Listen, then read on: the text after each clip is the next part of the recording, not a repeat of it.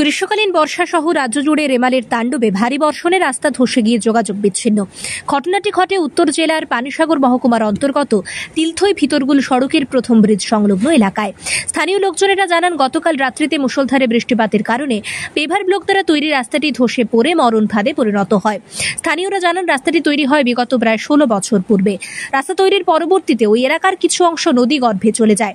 বিষয়টি পানিসাগর পূর্ত দপ্তরকে অবগত করলে ঠিকাদারের মাধ্যমে লাল মাটি ফেলে সাময়িকভাবে ভরাট করলেও নদী ভাঙন রোধে পূর্ত দপ্তর কোনো স্থায়ী সমাধান করেনি।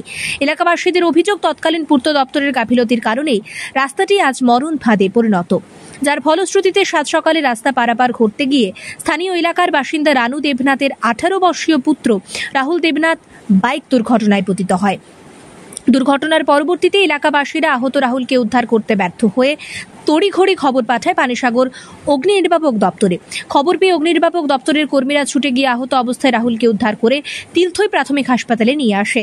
জানা গেছে, আহত রাহুলকে উন্নত চিকিৎসার জন্য স্থানান্তরিত করা হয় ধর্মনগর জেলা হাসপাতালে। পানিসাগর পূর্ত দপ্তরের খামখেয়ালিপনায় রাস্তাটি বিকল হয়ে মারণ ফাঁদের পাশাপাশি জনজীবনে চরম দুর্ভোগ নেমে আসে। এখন দেখার বিষয়, রাস্তাটি সংস্কারে পানিসাগর পূর্ত দপ্তর কি পদক্ষেপ গ্রহণ করেন। ব্যুরো রিপোর্ট, সত্যের খোঁজে 24 ঘন্টা।